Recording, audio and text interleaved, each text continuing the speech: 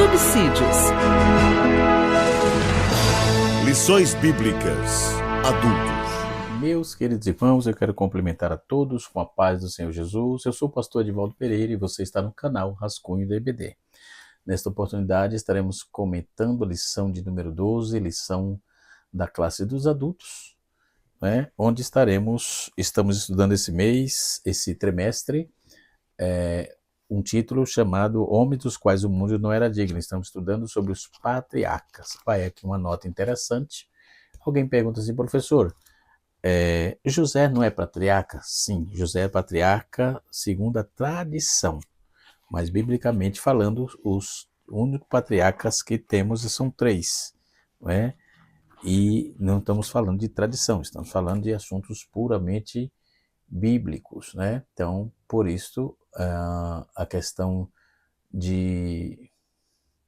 do patriarcado, nós estamos tratando de Abraão, Isaque e Jacó. Nesta oportunidade, na lição de número 12, estaremos falando sobre a reconciliação de Jacó e Esaú, não é? O que significou aquelas sete vezes que o Jacó se curvou? Culturalmente falando, o que significa 400 homens, né, armados, né, que Esaú estava acompanhando? Qual foi a ação de Deus dentro dessa história? Estas e outras perguntas estaremos respondendo aqui agora no canal Rascunho DVD. Portanto, não saia daqui, estamos trabalhando sobre esta proposta. Amém, meus irmãos? Deus abençoe. E nós vamos já começar a nossa lição.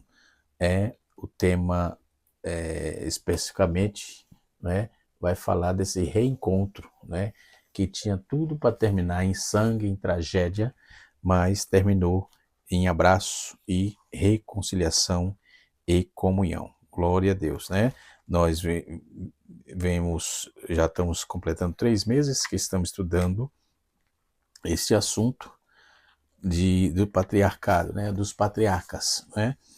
E no capítulo de número 33, no seu versículo de número 1 até o versículo 10, está escrito assim, no livro do Gênesis, E levantou Jacó os olhos e olhou, e eis que vinha Esaú, e 400 homens com ele.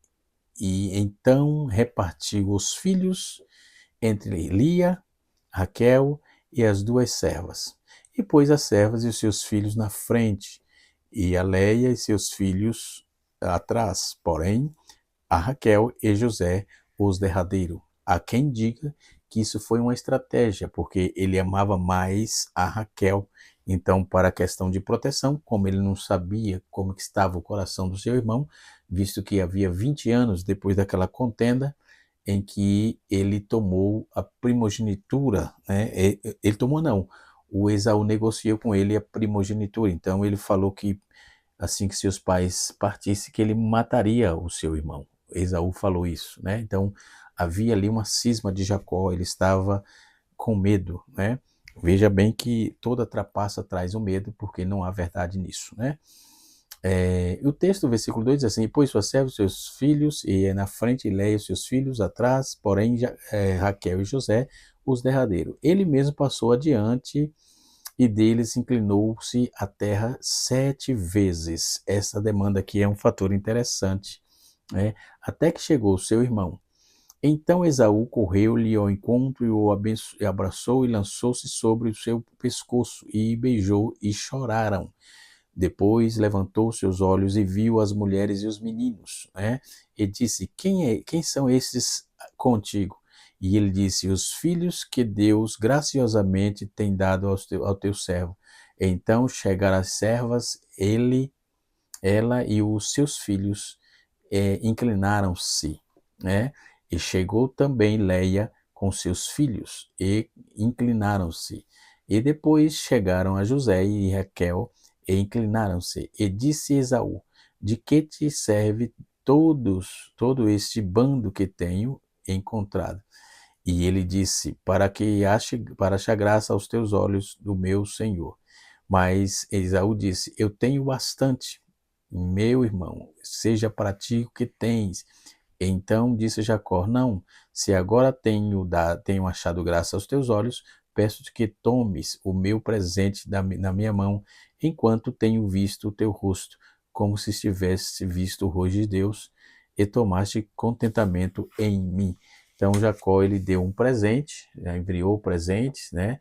Fez uma parte que para quebrar toda aquela cisma que estava ali patente, mas nós observamos aí com toda a clareza todo o fator de tratativa que Raquel, aliás, que o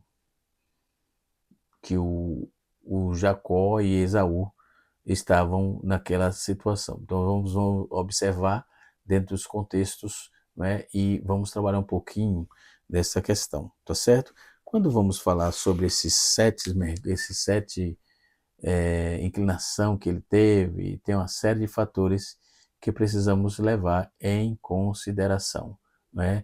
Dito isto, nós vamos observar algumas semelhanças sobre esses patriarcas, né? Acredito que essa questão da semelhança seria melhor protelar para a lição de número 13. Então, vamos focar aqui diretamente dentro da lição de número 12, ok? E isto posto, nós vamos trabalhar um pouquinho sobre a questão desse fator desses 400 homens. Vamos para uma rápida observação de curiosidades arqueológicas, históricas e culturais, ou cultural desta questão. Gênesis capítulo 32, versículo 6, né? Então voltaram os mensageiros a Jacó, dizendo: fomos a teu irmão Esaú, também vem ao encontro contigo, 400 homens com ele. Então Jacó mandou pessoas observarem e observaram isso, que vinha 400 homens. Quando os servos de Jacó informaram que Esaú, né, vinha ao seu encontro e acompanhado com 400 homens, a reação de Jacó foi imediata. Medo e profunda preocupação. Capítulo 32, versículo 7 está escrito. E dentro desse contexto, no Antigo Oriente Próximo, AOP chamado, nós vamos, essa sigla, quando estamos estudando esses fatores verotestamentários, sempre vai aparecer, né?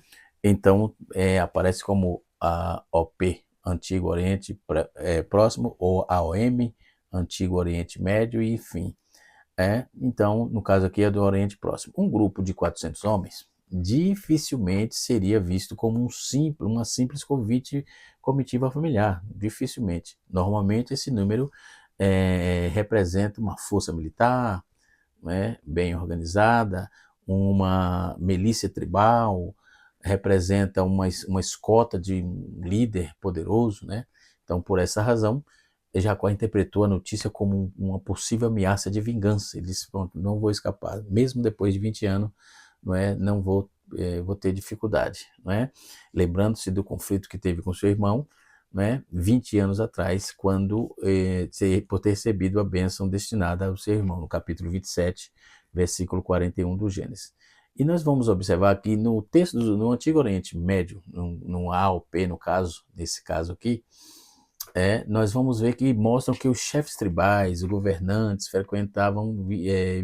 frequentemente viajavam acompanhados por centenas de homens armados para demonstrar poder, garantia de proteção, defender territórios, impor respeito diante dos povos, enfim. E esse número de 400, ele aparece em diversas fontes antigas, como nós vamos ver grupos associados a guerreiros, a mercenários, então essas fontes apresentam todo esse contexto. Mas o medo de Jacó aqui, dentro de uma aplicação mais coerente, teológica, o medo de Jacó revela que ele ainda carregava o peso do passado. Além de enfrentar Jacó precisava enfrentar a si mesmo, seus próprios medos, suas próprias cismas, e ter um encontro transformador com Deus lá no Val de Jaboque, conforme podemos ver no capítulo 32, versículo 22 a 23, foi no caso da lição 11, né? Então, a grande surpresa da narrativa dos 400 homens é que não vieram para atacar. Olha aí, Deus já havia entrado em ação, né? Deus já havia entrado em ação. Então, Esaú correu, encontrou o irmão, abraçou e lançou no seu pescoço. O que parecia ser uma guerra transformou em reconciliação. Vamos aprender com isso que muitas vezes imaginamos cenário de destruição e conflitos, mas Deus já fez, já está preparando a reconciliação e graça, né? Assim como Jacó tremeu, um exército o encontrou, assim como Jacó temeu um exército e encontrou um abraço, né?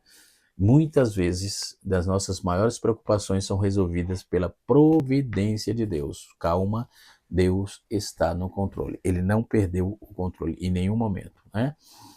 Os 400 homens ali fizeram Jacó esperar uma batalha, porém Deus havia preparado um reencontro marcado pelo perdão, né? Nós, quando vamos observar toda essa historicidade, o histórico de Abraão, de Isaac e Jacó, demonstra que nem mesmo os familiares escolhidos por Deus, as famílias que foram escolhidas por Deus, estavam livres de conflitos, crises, dificuldades. Então, e problemas enfrentados por nossa família, por exemplo, não surgiram porque Deus falhou nas suas promessas, mas porque o pecado afetou profundamente o relacionamento pessoal, humano, interpessoal, né? Desde a queda, né, desde a queda no Éden, né? Então, na família de Isaac, a preferência dos pais por filho gerou também rivalidade. Lembrando que Jacó herdou a mesma coisa, porque ele teve preferência por José, ele comprou uma túnica só para José, teve bastante situações equivocadas dentro desse contexto, né? Porque vem já de um clã de família. Posteriormente, a família de Jacó em conflito continuava. O favoritismo de Raquel por José produziu aí, e José produziu ciúmes, rivalidade, mais tarde provocaria aí a venda de José como escravo, por exemplo. Então, em situações que revelam o pecado, que pode comprometer a harmonia da família. Em Gênesis, desde Gênesis capítulo 3, o relacionamento humano passaram aí por ser marcado por disputas, inveja, orgulho, egoísmo, né? Então, Satanás procura explorar essas fragilidades para estimular divisões, mágoas, vinganças, separações, né? Quantas vezes não ouvimos e nós como pastores sempre deparamos com conflitos assim, precisamos intervir ou dar um conselho ou falar, não é? E assim sucessivamente. Deus está trabalhando na sua causa, né? Entretanto, nós podemos ver que a reconciliação entre Jacó e Esaú prova que a graça de Deus é maior do que o pecado humano, porque eles estavam com problema, saíram com problemas, estavam com problemas, Jacó teve problemas, né? Mas ele também passou por vales perrengues, né? Dificuldades, né? O Senhor é capaz de transformar os corações endurecidos, restaurar o relacionamento quebrados e trazer paz aonde havia só conflito, né? Então podemos observar que no final dessa lição é um chamado aos crentes praticarem o nosso perdão, o mesmo perdão que receberam de Deus em Cristo, né? Até porque já é uma ordem bíblica, perdoai o que vos persegue. Quando vamos observar que o conflito familiar são consequência da queda. Antes do pecado, havia harmonia, havia comunhão, havia unidade. Depois da queda, depois do pecado, surgiram acusações, surgiram disputas, surgiram separações. Então, a história bíblica confirma com essa realidade. Caim e Abel, Ismael, olha os conflitos aí, Caim e Abel, Ismael e Isaac, Jacó e Esaú, José e seus irmãos, todos esses refletem os efeitos devastadores do pecado, né? Quando vamos ver o primeiro princípio que Deus trabalha, né? O princípio do pecado entra e nos relacionamentos sofre, né? Onde há pecado, entra o relacionamento sofre. Onde ele entrar, os relacionamentos são estremecidos, né? Então, Satanás explora feridas familiares, né? Podemos ver que o texto destaca que Satanás procura estimular contenda, vingança, separação, Efésios capítulo 4, versículo 26 e 27, nos adverte: não se oponha ao sol sobre, não se ponha o sol sobre a vossa ira, e nem deis lugar ao diabo. Então o inimigo sabe que família dividida torna-se espiritualmente vulneráveis, né? Deus é especialista em reconciliação. Então a reconciliação entre Jacó e Esaú mostra que Deus atua no coração, no coração do ofensor, no coração do ofendido e nas circunstâncias, né? Mesmo que o mesmo Deus que reconciliou os irmãos continua restaurando família hoje. O perdão é a marca dos filhos de Deus, então precisamos perdoar. Capítulo 4, versículo 32 de Efésios declara assim: perdoando-vos uns aos outros, como também Deus vos perdoou em Cristo. Cristo não perdoa porque outro merece. Não, o cristão não perdoa porque outro merece. O perdão foi porque Deus foi perdoado por Deus. Então, o chamado espiritual de Jacó em Betel, nós vamos observar dentro desse contexto. Podemos observar que todos os patriarcas eles têm bastante coisa em comum, né? E eu preparei aqui também um material para trabalhar em cima disso, porque eles construíram o altar. Quem mais construiu o altar dentre eles? Isaac, Jacó, ou Isaac, Abraão, Isaac ou Jacó, né? Vamos saber disso também. E assim sucessivamente, né? Quando Deus destaca aqui toda essa questão, quando Deus chamou Jacó para voltar a Betel, ele prometeu para a sua família havia sido afastado espiritualmente, né? E declarou: tirai os deuses estranhos que está no meio de vós, no capítulo 35, versículo 2. Né? Então a renovação espiritual na casa de Jacó houve ele primeiro remover aquilo que ofende a Deus. Assim é para os crentes, né? Aquilo que ofende a Deus precisa tirar. Jacó compreendeu que não poderia experimentar plenamente a presença divina, mantendo práticas incompatíveis com a santidade, né? Comprometer-se com a santidade, por exemplo. Então nós vamos ver que a renovação espiritual exige a separação do pecado, a restauração e a adoração. Betel representa o lugar do encontro com Deus, né? E assim sucessivamente. Você pode observar que Jacó continua atual. A pergunta feita por Jacó: quais os altares estão sendo levantados em nossa casa? Né? Porque Jacó fez isso, levantou o altar onde passou. E nós vamos mostrar isso aqui. Muitas vezes, né, podemos ver que os ídolos modernos não são imagens, mas pode ser dinheiro, status, entretenimento, redes sociais, vaidade, sucesso pessoal, tudo aquilo que ocupa o lugar que pertence exclusivamente a Deus e torna-se ídolo, né? Então precisamos ter cuidado com esse tipo de problema, ok? Baseado nessa questão, podemos ver que dentro desse contexto dessa lição, nós vamos aprender bastante sobre essa questão, tá certo? Nós vamos precisar, dentro dessa, explicar que Jacó e Esaú tinham sérios conflitos. Precisamos também mostrar que o encontro de Jacó e Esaú, e saber que depois do encontro do seu irmão, Jacó segue o seu caminho. Perdoou, abraçou, chorou, mas ele seguiu o seu caminho. Nem sempre chegou o dia que finalmente Jacó enfrenta o seu passado. Tudo que você não resolveu lá atrás vai ser o fantasma no seu presente. Você pode observar. Resolva os problemas. Não deixe. Peça perdão a quem tem que pedir. Converse, se articule com quem tem que conversar para poder não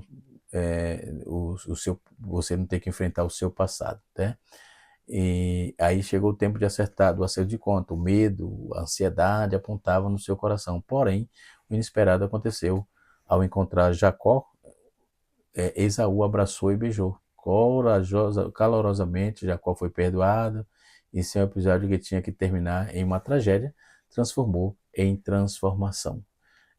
Se você precisa superar algum desse desentendimento, restaurar a sua familiar, é hoje, é agora, ou dia. Né? Jacó e Esaú ficaram 20 anos. Né? Alguns calculam 23 anos, baseando-se no intervalo que a Bíblia não menciona, literalmente, mas teve 20 anos em sua casa, 14 anos antes de servir as duas filhas, 6 anos pelo trabalho do teu rebanho, né? Mas o seu salário mudou também 10 vezes. Deus mudou 10 vezes o salário de Jacó, né? Deus não, Labão, no caso, né? Nós vamos ver que, como vamos trabalhar a questão da cronologia do período de Jacó, né? Quanto àquela questão, nós vamos ver que, primeiro, ele tinha uma idade de 77 anos, aí teve a fuga da casa do pai. Capítulo 27 até o 28. Jacó engana Isaac, rouba a bênção da primogenitura e foge às pressas para a casa do seu tio Labão, né? Ele tinha, nesse caso, 77 anos. 84 anos ele casou. Esse casamento é o casamento duplo, né? Capítulo 29, versículo de número 20 a 30. O fato aparece que após o trabalhar 7 anos, né, depois por Raquel, Jacó é enganado por Labão e casou com Lia. Casa-se com Lia, ou Leia, né? Uma semana depois, casa com Raquel, né? Comprometendo-se ao trabalhar mais 7 anos por ela. Nesse caso, aí chega a idade de 91 anos. Vem o nascimento de José. Quando José nasceu, ele tinha já 91 anos. Capítulo 30, versículo 25 de Gênesis. Então, ao completar 14 anos de trabalho, em Padã Arã, nasce José, o primeiro filho de Raquel. Mesmo no mesmo momento em que ele pede para voltar para sua terra, né? Então, aí Labão convence que ele fique. Então, quando ele tinha 97 anos, o fim do exílio e o reencontro. Então, quando esse período todo que ele passou e a volta para Canaã, né, e o reencontro, ele estava aí com 97 anos, né? Jacó trabalha 6 anos cuidando do rebanho de Labão, completando o período aí de 20 anos de inimizade e distância, né? Ele foge de Padã Arã, no caminho volta para casa, enfrenta o medo, recebe um abraço e restaura. Um abraço dele, de Esaú, foi restaurador na vida de Jacó, né? Então, o cálculo aí da lógica matemática, podemos ver que a conta é feita de trás para frente, usando 3 dados bíblicos. Primeiro, Jacó tinha 130 anos quando se apresentou a Faraó em Gênesis 47, verso 9. Nós temos o outro dado é que ele tinha 39 anos. Nesse momento, ele tinha aí 30 anos quando se tornou governador, né? E mais 7 anos de fartura e 2 anos de decorrido em Gênesis 41. Então, o cálculo de idade do nascimento de José, ele tinha aí 130 anos. Já tinha 39, subtraindo aí para 130, logo dá menos 39 dá 91. Logo ele tinha 91 anos quando nasceu José. Então, quando chega toda essa demanda, o cálculo da sua saída, José nasce exatamente no fim dos primeiros 14 anos de serviço, né? Então, ele chega, conforme está escrito no capítulo 30, verso 25 a 26. Então, Jacó chega à casa de Labão com 77 anos, ok? Ele ficou 20 anos no total, né? E saiu de lá para o reencontro que ele tinha 97 anos. 77 com 20 dá 97 anos, né? Então, dentro desse contexto, nós vamos ver que vamos aprender dentro desse contexto de reconciliação. A palavra-chave dessa lição é reconciliação. No Antigo Testamento, o termo teológico para expiação é capa, que significa cobrir, cancelar uma dívida. Dentro do versículo-chave, onde a palavra aparece ligada a Jacó tentando apaziguar, reconciliar com Esaú antes do encontro, em Gênesis 32, né? Aí reconciliar-lo-ei e cobrir-lhe-ei a sua ira, né? No Novo Testamento grego, a palavra aparece aí como catalage. Catalage quer dizer trocar, mudança completa de hostilidade para amizade, né? O textual diz então, Jacó reconheceu, encontrou seu irmão, abraçou, né? E no pescoço e beijou e choraram. Esse versículo relata o encontro, o momento do reencontro, né? e assim sucessivamente. Então, correu-lhe ao encontro, demonstra aí pressa, mas não para atacar, indica que é quebra imediata de protocolo, e também a urgência de estabelecer paz. Abraçou, lançou-se o pescoço, são gestos de afeto e profunda vulnerabilidade física, demonstra intimidade, é restaurada e aceitação, completa. Beijou, é um selo cultural, familiar de paz, reconciliação e ausência da malícia ou do rancor. Choraram, é uma expressão mútua de alívio emocional. O choro leva às mágoas acumuladas por 2 décadas de separação. Nós vamos ver que estorge, uma nota grega aqui, é o amor familiar. Quer entender estorge? Trabalha aí essa questão do amor familiar. É um termo grego que aparece amor fraternal e familiar, Então, dentro dessa conexão de atitude entre Jacó e Esaú, o que aparece ali é o amor estorge, revela a força indestrutível dos laços de sangue, Isso é um fator interessante que podemos observar. Outro ponto interessante é o resgate, do vínculo natural. O amor estorge é um afeto instintivo, que é inerente a tudo aquilo que existe entre pai e filho, pelo menos 20 anos de ódio, mesmo após 20 anos de ódio, ressentimento, distância, muita mágoa, o encontro físico dos dois afetivou instantaneamente a força biológica e familiar. Isso é um fator interessante que temos nessa lição. Depois nós temos a superação da ofensa, quando Esaú corre, abraça, beija, chora com Isaac, o amor estorge em operação, entrando em ação. Então é como um amortecedor de mágoas passadas. Ele prova que a conexão familiar e o abraço profundo, e o berço profundo, na verdade, que é uma conexão familiar de berço, aprofunda a suficiência que salienta aí o desejo de vingança, silencia, aliás, o desejo de vingança. Então, esse texto demonstra a prática do amor, e esse amor é chamado amor familiar ou amor estorge. No Antigo Testamento, no Antigo Oriente Médio, homens e mulheres, homens e adultos de posses, líderes e clãs, por exemplo, Esaú, por exemplo, liderava 400 homens, caminhava com solenidade e lentidão, como pompa, que correr era risco de perda de dignidade.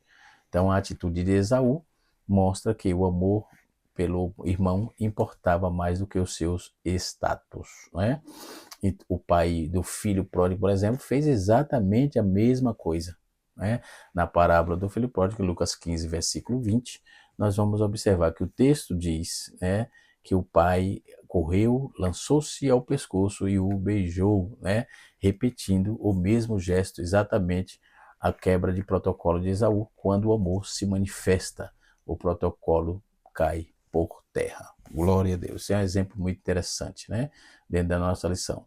Então, a perda proposital da dignidade, assim que Jacó usa 400 litros de guerreiro, o pai do pródigo era um patriarca judeu, rico, e respeitado no Oriente Médio. Então, um homem dessa posição, nós vamos ver que uma posição social jamais correria em público, e assim sucessivamente. Então, é acima do status, o amor ficou acima do status, ok? Então, dentro desse contexto, essa interessante, vamos ver que a reconciliação do beijo na cultura semita, por exemplo, no pescoço, beijo no pescoço ou no ombro era um sinal de paz, Isso é uma nota interessante, A restauração da aliança cortava qualquer direito legal ou cultural de vingança de sangue por ofensas passadas. A etimologia desse texto, desse termo, abraçou no hebraico rabak, que é a raiz, que significa envolver, reunir, abraçar, apertado.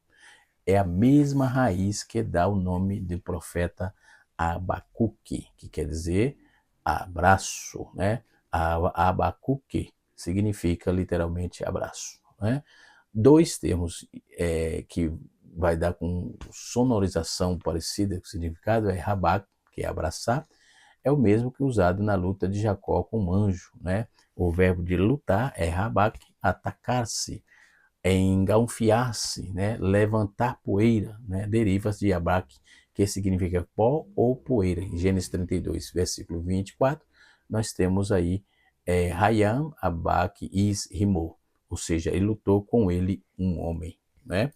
Isso é dentro do contexto hebraico. Né? Um contraste espiritual interessante é de Abaque para Abraque, ou seja, à noite Abraão, Jacó experimenta aí o abraço, a resistência e o combate corpo a corpo, né? Um confronto tenso com o divino que resulta nos ossos de deslocamento da dor física, né? Pela manhã, no capítulo 33, versículo 4, Jacó e Esaú experimentou o rabaque, que é a postura defensiva, né? Postura defensiva e os punhos cerrados na luta noturna abrem espaço para os abraços, apertos, né? De mão, ou seja, um aperto de corpo a corpo, envolvendo um protetor ou acolhimento, né? Então, o texto demonstra visivelmente que o homem passou uma noite lutando, ou seja, rabaque com Deus, abraçado com Deus. Foi transformador para receber na manhã seguinte, né? Foi transformado por Deus para receber na manhã seguinte um abraço de reconciliação do seu irmão. Observe que o texto fala por si só, certo? Então, nós temos aí no tópico 1, o irmão em conflito, e nós vamos observar que vimos que Jacó lutou com o anjo, e essa luta resultou na transformação de caráter em bênção sobre a vida dele, né? E assim sucessivamente. Eu quero falar um pouco, né? Também já estamos finalizando para o vídeo não ficar muito longo, mas nós vamos finalizar aqui esse episódio. Ele, em meio a circunstâncias diversas, Deus fez com que Jacó compreendesse sua vida e seu sucesso dependia somente do Senhor. Nunca foi resultados de seus métodos, nunca foi sobre você, nunca é sobre os seus métodos, sua inteligência, é sobre o Senhor em ação. Então, esses métodos e habilidades, mais de ajuda, orientação da bênção de Deus. Então, assim foi com Abraão, Isaac e Jacó agora, né? Então, em nossa jornada cristã, também não podemos esquecer que tudo que temos somos vem do Senhor. Não lutamos fisicamente com o anjo, como fez Jacó, mas podemos lutar por intermédio de persistir na oração e no jejum. Glória a Deus. Então, nós vamos ver que a transformação pela dependência de Deus, né? E nós vamos ver que o resumo desse contexto, né?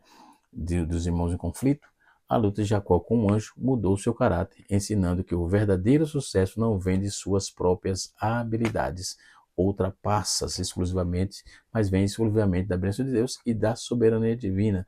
Nós temos que ver que pare de tentar resolver problemas complexos apenas com sua própria força. Não é sobre você, é sobre a ação de Deus, né? Ou esperteza, ore, jejum e busca Deus com insistência, que Ele transforme o seu caráter, mude a realidade de sua família e da sua casa. Com o passar dos anos, Deus trabalhou no coração de Jacó, como também trabalhou no coração de Esaú. Aí podemos observar que ele trabalhou de forma incessante, né?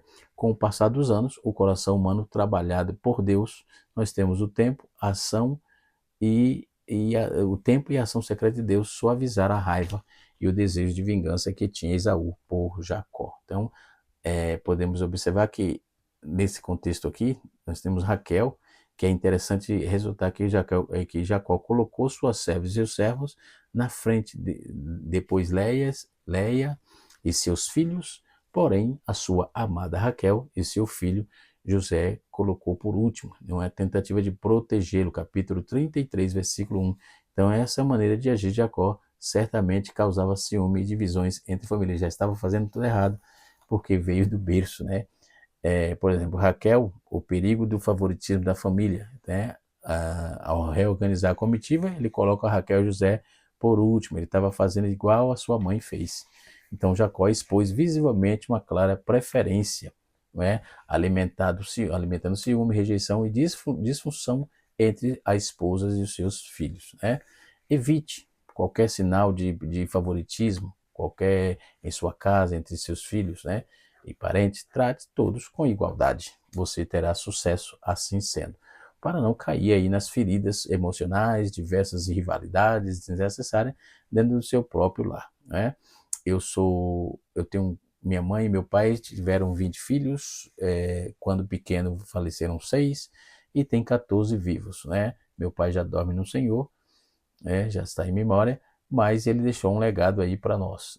Ninguém dos 14 irmãos tem conflito entre o outro. Cada um tem os seus espaços, é respeitado por cada um deles e assim sucessivamente. Então, nós vamos ver que Deus entra em ação, né, já com o encontro, aqui no tópico 2 da lição. Jacó ficou angustiado, com o coração cheio de temor, quando viu o rosto do irmão de perto.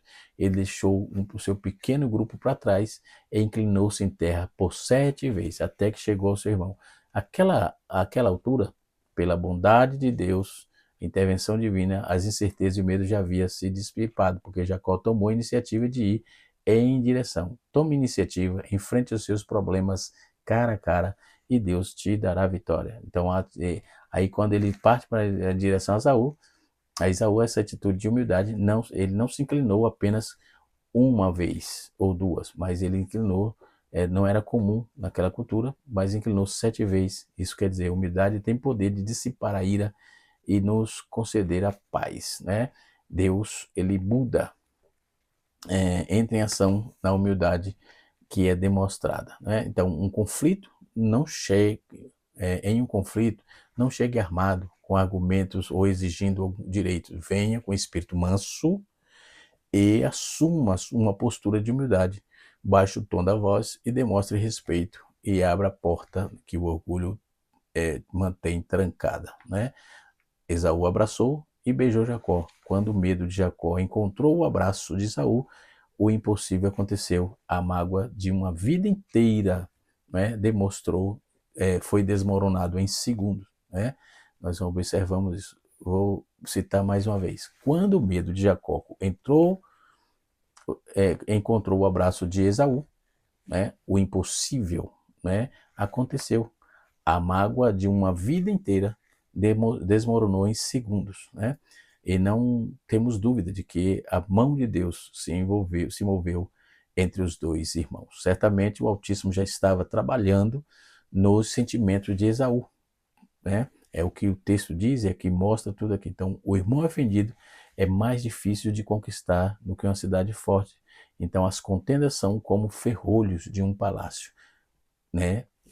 Vamos ver isso em Provérbios, no seu capítulo de número 18. Vejamos então todo esse conteúdo da reconciliação, né, de Jacó e dentro desse texto. Eu vou terminar aqui com os acontecimentos semelhantes desses patriarcas, né?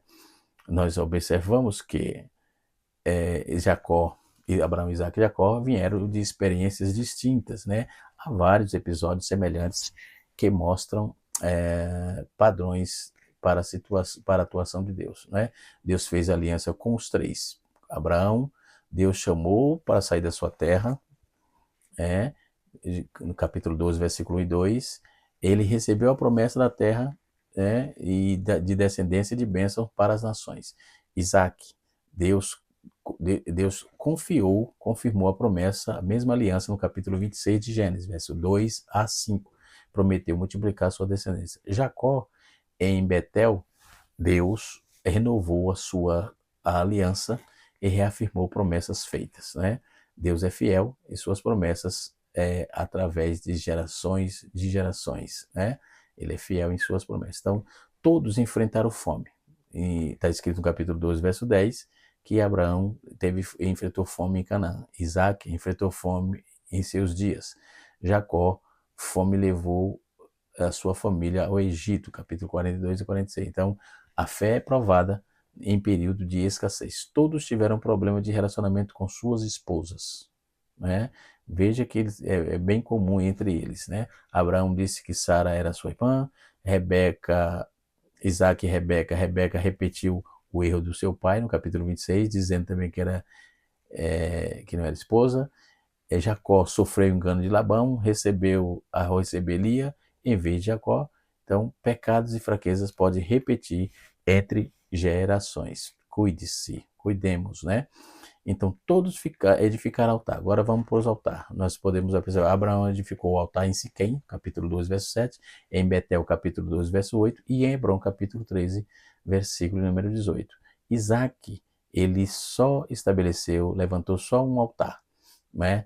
Nós podemos observar aqui que Isaac levantou o altar em Berseba, no capítulo 26, versículo 25. E Jacó levantou o altar em Betel 2 vezes, não é?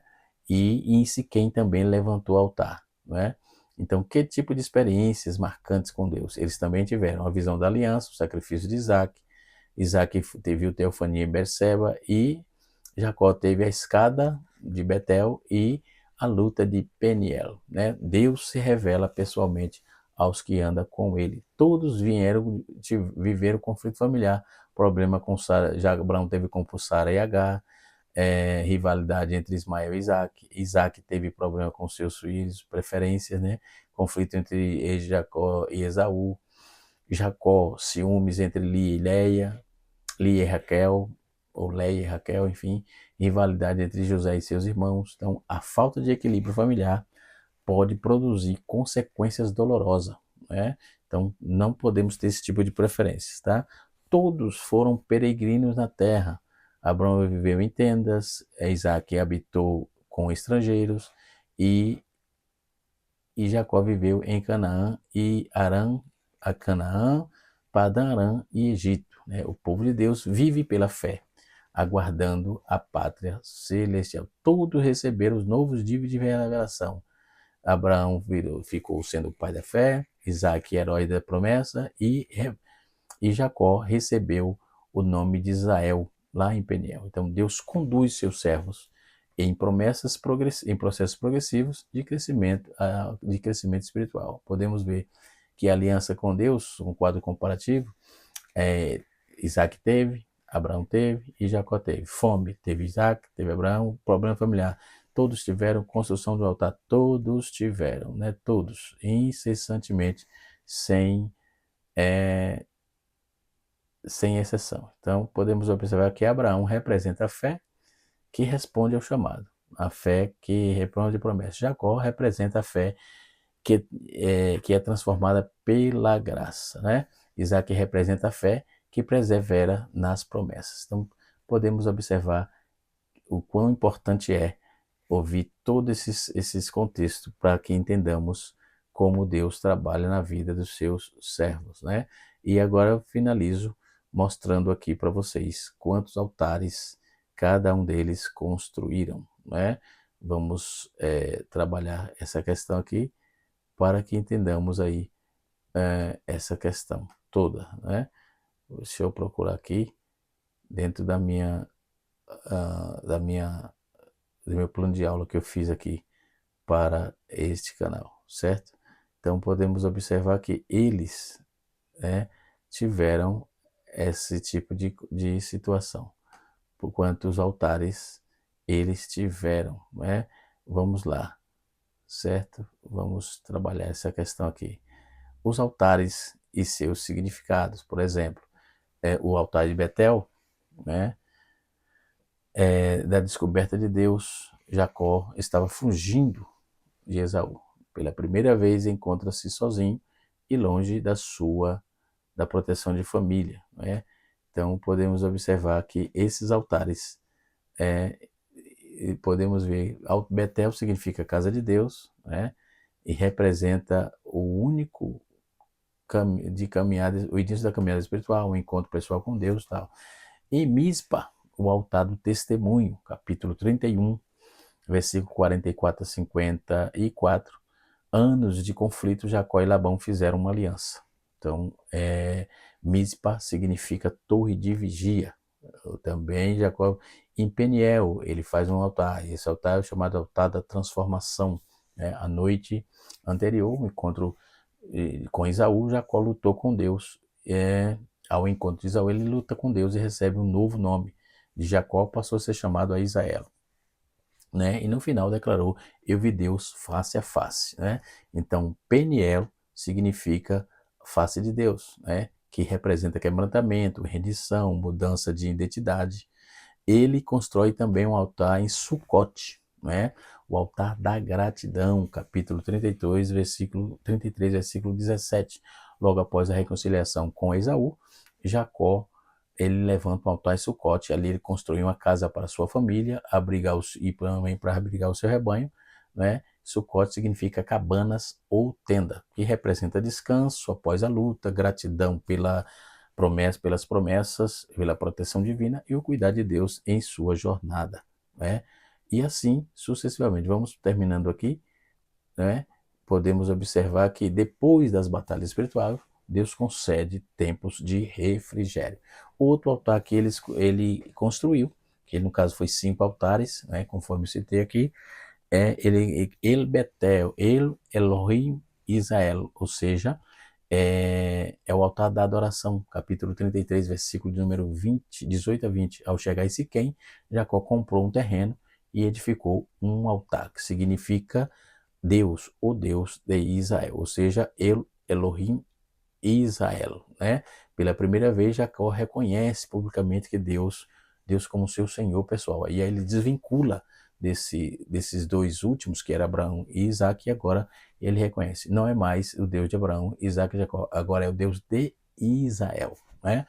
Então ele reconhece isso. Então a fé herdada transforma-se em fé pessoal, né? É uma fé herdada dos seus. Depois eles constroem de novo.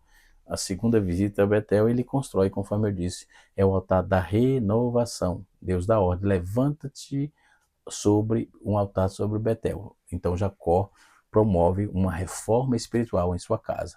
Ele ordena: abandona os ídolos, purifica-se e troca-se de veste. Abandonar ídolos, purificar e trocar de veste. Então, chegando a Betel, edifique um altar. Ele andou por aquele tempo todinho e chegou em Betel. Betel significa casa de Deus. O nome de Betel é El Betel, o Deus da casa de Deus, certo? Então não é mais o lugar que importa.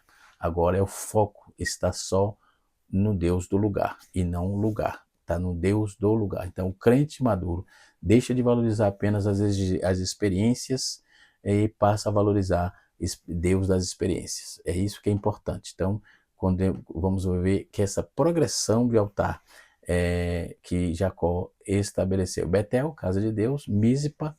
Então foram 6 altares que ele construiu. Betel, Mispa, Peniel, Sucote, Elohim, Israel, e também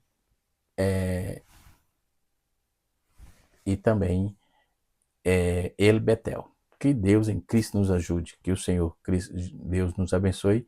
E entre esses altares de reconciliação, a reconciliação do capítulo 33 não aconteceu por acaso. Foi preparada por Deus através desses marcos espirituais. Betel, Deus revelou sua presença. Em Mispa, Deus ensinou responsabilidade. Em Betel, em Peniel, Deus transforma o caráter.